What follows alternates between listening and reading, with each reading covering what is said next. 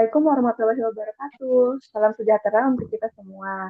Halo Sobat ASN Muda, apa kabar hari ini? Semoga sehat dan semangat ya. Senang banget nih, akhirnya kita ketemu lagi di podcast ASN Muda Bicara, ruang refleksi dan diskusi kritis bagi kita para CPNS. Topik diskusi kita hari ini ada 4, yaitu mengenai wawasan kebangsaan dan bela negara, isu strategis dan algoritma kebangsaan, serta metode analisis isu. Nah, biar pikiran kita lebih terbuka lagi, hari ini saya nggak sendirian. Sudah hadir nih 6 narasumber kece yang bakalan berbagi pandangan mengenai 4 isu utama kita hari ini. Jadi siap-siap ya, kita akan ngobrol santai, tapi tetap berbobot. Kita masuk ya ke isu yang pertama, yaitu wawasan kebangsaan dan bela negara. Kenapa sih Kak penting bagi kita sebagai ASN? Terima kasih Mbak Karin. Menurut saya, wawasan kebangsaan itu adalah fondasi utama yang harus dimiliki setiap warga negara. Dengan wawasan kebangsaan, kita belajar menempatkan kepentingan bangsa dan negara di atas kepentingan pribadi maupun golongan. Pemahaman ini menumbuhkan rasa cinta tanah air, toleransi, dan semangat persatuan. Bela negara pun tidak selalu identik dengan mengangkat senjata loh, melainkan bisa diwujudkan melalui hal-hal sederhana dalam kehidupan sehari-hari, seperti bekerja secara profesional, menjaga integritas, disiplin, serta memberikan pelayanan yang terbaik sesuai dengan peran kita masing-masing. Dengan begitu, kita ikut berkontribusi dalam menjaga kedaulatan sekaligus memperkuat persatuan NKRI. Betul, bela negara di era sekarang tidak selalu identik dengan mengangkat senjata, melainkan dapat diwujudkan melalui pengabdian yang tulus di bidang masing-masing. Bagi aparatur sipil negara, bentuk bela negara adalah melayani masyarakat dengan sepenuh hati, bekerja jujur, dan menjunjung tinggi disiplin. Sikap jujur akan mencegah terjadinya penyalahgunaan wewenang yang berpotensi merugikan bangsa. Sedangkan kedisiplinan mencerminkan tanggung jawab terhadap amanah yang diemban. Apabila ASN mampu menjalankan kewajibannya dengan integritas dan profesionalitas, maka hal itu merupakan wujud nyata nasionalisme. Karena menjaga kepercayaan publik dan meningkatkan kualitas pelayanan adalah bagian penting dari mempertahankan kedaulatan bangsa dalam bidang pemerintahan dan pembangunan. Contohnya sebagai seorang ASN, kita harus datang ke kantor dengan tepat waktu, melayani masyarakat dengan baik, dan mematuhi peraturan yang berlaku. Kalau menurut saya, kalau kita bicara soal nasionalisme, seringkali yang terbayang adalah semangat heroik, pekinya merdeka, atau ikut dalam gerakan massa. Tapi belakangan ini muncul fenomena yang bisa kita sebut sebagai nasionalisme ala gerakan kabur aja dulu. Artinya, banyak orang terjebak dalam semangat sesaat, ikut ramai, ikut tren, tetapi tidak konsisten dalam tindakannya. Padahal, nasionalisme sejati justru ditunjukkan lewat tindakan nyata sehari-hari. Bagi ASN itu artinya konsisten melayani masyarakat dengan disiplin, jujur, dan bertanggung jawab. Jadi, kalau ada yang bilang nasionalisme itu cukup dengan teriakan lantang atau dengan unggahan di media sosial, jawabannya tidak ya. Nasionalisme ASN adalah kerja kerja nyata pelayanan publik dengan berkesinambungan dan komitmen menjaga kepercayaan rakyat. Karena itu, dari situlah kita membuktikan bahwa cinta tanah air bukan sesaat, tapi sepanjang hayat.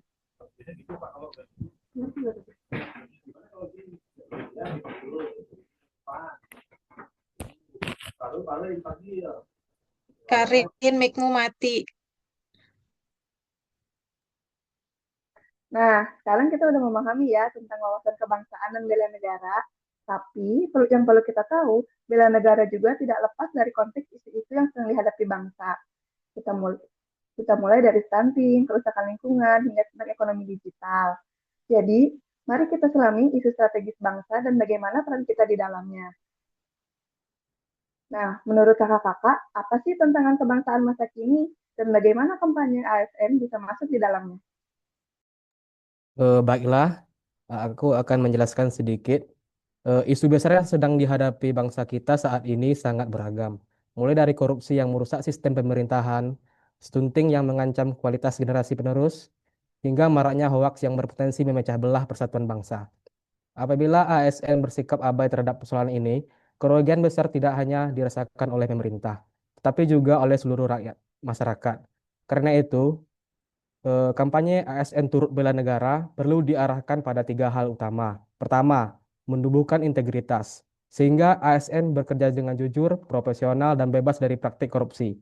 Untuk yang kedua, meningkatkan literasi digital, agar ASN mampu memilah informasi yang benar sekaligus menjadi teladan dalam melawan hoaks. Untuk yang ketiga, menumbuhkan kepedulian sosial, sehingga ASN hadir di tengah masyarakat sebagai pelayanan publik yang peka terhadap kebutuhan dan masalah masyarakat. Dengan cara inilah, ASN dapat benar-benar menjadi garda terdepan dalam menjaga kedaulatan bangsa dan mewujudkan Indonesia yang lebih maju. Betul, tantangan juga muncul dari ketimpangan ekonomi dan pembangunan. ASNPU misalnya, harus memastikan infrastruktur merata dan adil agar pergerakan ekonomi itu stabil. Kampanye kita bisa sederhana tapi mengena kok, gak usah jauh-jauh. Kayak slogan kita, PU, yang selalu kita elulukan, sigap membangun negeri untuk rakyat. Dengan slogan kita, masyarakat tahu ASNPU itu hadir untuk selalu berusaha dan cepat tanggap untuk membangun demi kepentingan rakyat. Jangan lupa, tantangan juga datang dari perubahan global, digitalisasi, krisis iklim, hingga dinamika geopolitik. Era sekarang menuntut aparatur negara, khususnya ASN PU muda, untuk lebih adaptif dalam menghadapi perubahan yang cepat dan seringkali tidak terduga. Kemajuan teknologi digital membawa peluang besar dalam pelayanan publik, namun sekaligus menghadirkan resiko disinformasi dan ancaman keamanan cyber. Krisis iklim menuntut kita berpikir ulang tentang cara pembangunan yang berkelanjutan, bagaimana kebijakan negara bisa selaras dengan kelestarian lingkungan. Sementara itu, dinamika geopolitik global dapat mempengaruhi stabilitas nasional, baik melalui isu ekonomi, politik, maupun keamanan. Dalam menghadapi semua itu, ASN PU muda tidak boleh hanya menjadi pengikut arus. Mereka harus visioner, mampu membaca tren, sekaligus menciptakan solusi inovatif bagi masyarakat. Visioner berarti mampu melihat jauh ke depan, merancang langkah strategis, dan menyiapkan kebijakan yang relevan dengan kebutuhan bangsa. Namun, di atas segalanya, ASN muda harus tetap berpijak pada nilai bela negara, cinta tanah air, kesetiaan pada Pancasila, taat pada konstitusi, serta kesadaran untuk selalu menempatkan kepentingan bangsa di atas kepentingan pribadi. Itulah inti dari kampanye kita, ASN Muda sebagai garda terdepan bangsa yang tidak hanya cerdas secara intelektual, tetapi tangguh dalam moral dan karakter. Dengan semangat bela negara, setiap ASN muda akan mampu menjadi agen perubahan yang menjaga NKRI tetap kuat, berdaulat, dan mampu bersaing di tengah pusaran perubahan dunia. Baik, berbicara soal isu strategis bangsa, ternyata masalahnya kompleks dan saling terkait ya. Nah, supaya kita bisa menyikapi isu-isu ini dengan tepat, dibutuhkan pendekatan yang sistematis. Disinilah konsep algoritma kebangsaan hadir. Nah, sekarang kita masuk ke algoritma kebangsaan. Ada 2 slogan yang sering kita dengar akhir-akhir ini, yaitu Bangkitlah PU-ku, Jayalah Bangsaku, dan What we can do to make PU better. Menurut kalian apa sih maknanya? Bangkit PU-ku, jayalah bangsaku, bukan hanya sebuah slogan, tetapi mengandung makna yang mendalam. Ungkapan ini menggambarkan betapa pentingnya peran Kementerian Pekerjaan Umum dalam pembangunan nasional. Pembangunan infrastruktur seperti jalan, jembatan, bendungan, irigasi, perumahan rakyat, serta fasilitas publik lainnya menjadi motor penggerak kemajuan bangsa. Dengan infrastruktur yang memadai, distribusi barang dan jasa menjadi lebih lancar, konektivitas antar wilayah semakin terbuka, dan roda perekonomian rakyat dapat bergerak lebih cepat. Dengan demikian, apabila PU kuat dan konsisten dalam melaksanakan pembangunan yang berkeadilan, maka kesejahteraan rakyat akan tercapai. Infrastruktur yang berkualitas bukan hanya simbol fisik kemajuan, melainkan fondasi bagi pemerataan pembangunan, pengurangan kemiskinan, serta peningkatan daya saing bangsa. Slogan Bangkit PU-ku, Jayalah Bangsaku sesungguhnya menjadi pengingat bahwa keberhasilan pembangunan infrastruktur adalah salah satu kunci utama menuju Indonesia yang maju, mandiri, dan sejahtera.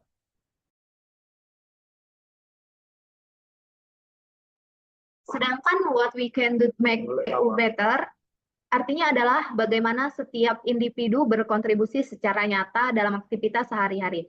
Kontribusi itu bisa dimulai dari hal sederhana namun berdampak besar, seperti memilih material lokal berkualitas untuk mendukung produk dalam negeri, menjaga lingkungan dengan mengurangi praktik pembangunan yang merusak ekosistem, hingga bersikap transparan dalam setiap laporan pekerjaan agar tercipta akuntabilitas.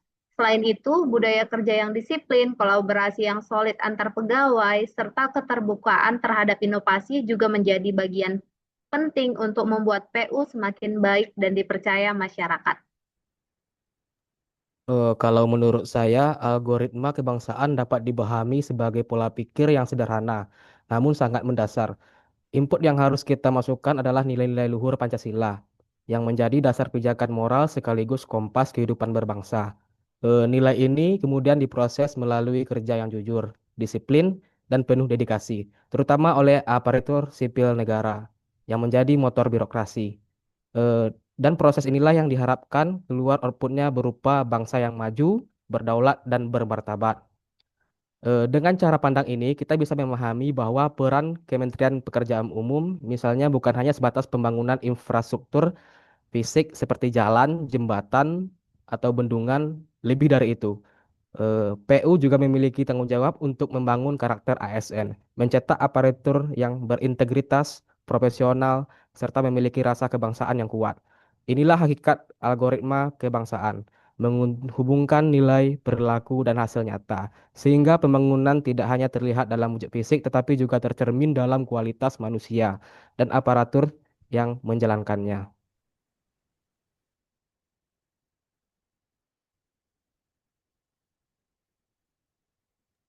Baik. Nah, tak kerasa nih, kita sudah masuk ke isu yang terakhir, yaitu pendalaman analisis isu. Apa arti 4 konsensus dasar dalam tindakan sehari-hari sebagai CPNS, dan apa sih yang sudah kita pelajari selama 4 hari ini?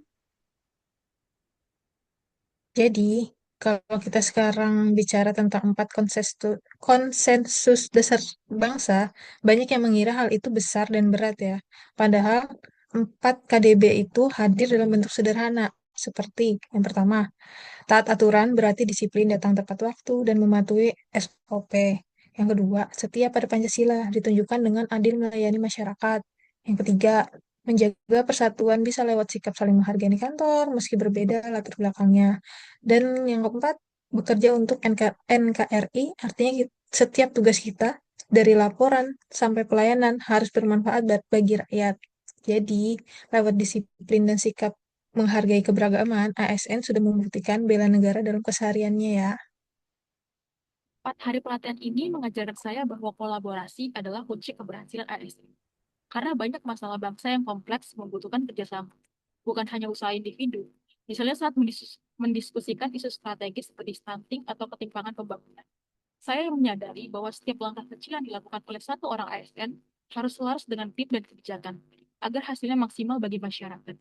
Selain itu, 4 konsensus dasar bangsa, Pancasila, UUD 1945, NKRI, dan Bhinneka Tunggal Ika, tidak hanya menjadi pedoman formal, tapi juga panduan moral dan etika dalam tindakan kita sehari-hari.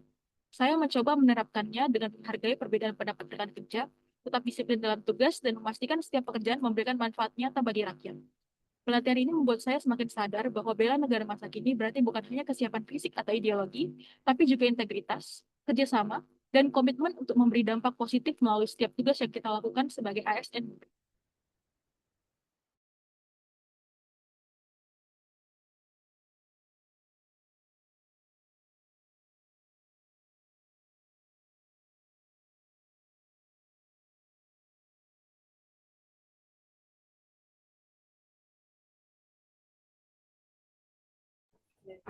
Refleksi saya, bela negara di masa kini tidak lagi sebatas kesiapan fisik semata, tetapi juga mencakup kekuatan mental dan literasi digital. Seorang ASN maupun warga negara harus mampu menjaga kesehatan, memiliki keteguhan hati, serta cakap dalam memanfaatkan teknologi secara positif. Dari pelatihan dasar yang saya ikuti, saya semakin memahami bahwa integritas merupakan fondasi utama dalam setiap tindakan. Karena tanpa integritas, kepercayaan publik akan runtuh. Selain itu, kemampuan komunikasi publik juga sangat penting, bukan hanya untuk menyampaikan informasi, tetapi juga untuk membangun kepercayaan, menjembatani perbedaan, dan menggerakkan partisipasi masyarakat. Dengan bakal integritas komunikasi yang baik, serta kesiapan menghadapi tantangan digital, saya percaya bahwa bela negara dapat diwujudkan secara relevan dan nyata di era modern ini. Pelajaran yang saya dapat adalah bahwa bela negara bukan sekedar retorika atau slogan yang diucapkan, melainkan aksi nyata dalam kehidupan sehari-hari. Bela negara dimulai dari hal-hal kecil yang tampak sederhana, seperti datang tepat waktu, bekerja dengan jujur, serta sigap dan tanggap ketika dibutuhkan di lapangan. Sikap-sikap ini, meskipun terlihat sepele, sebenarnya merupakan fondasi penting bagi terciptanya budaya disiplin, integritas, dan kepedulian yang akan memperkuat bangsa. Oke. Wah, diskusi kita hari ini kayak sekali ya, dari wawasan kebangsaan, isu strategis, algoritma kebangsaan, sampai ke pendalaman refleksi 4 hari ini. Semua mengajarkan bahwa ASN muda adalah garda depan untuk membela negara. Jadi, kalau kita satukan, 4 isu itu benar-benar mengajarkan kita bahwa bagi seorang ASN, wawasan kebangsaan dan nilai bela negara adalah landasan sikap dan moral. Sedangkan isu kontemporer adalah tantangan nyata yang harus dihadapi. Dengan menerapkan algoritma kebangsaan dan teknik analisis isu, ASN dapat bekerja profesional, objektif, dan solutif untuk menjaga persatuan bangsa sekaligus meningkatkan kualitas pelayanan publik. Jadi, mari kita buktikan, bangkit PU-ku, jayalah bangsaku. Saya Karin bersama teman-teman CPNS 2025, pamit undur diri. Terima kasih Sobat ASN Muda sudah mendengarkan. Sampai jumpa di podcast berikutnya. Wassalamualaikum warahmatullahi wabarakatuh.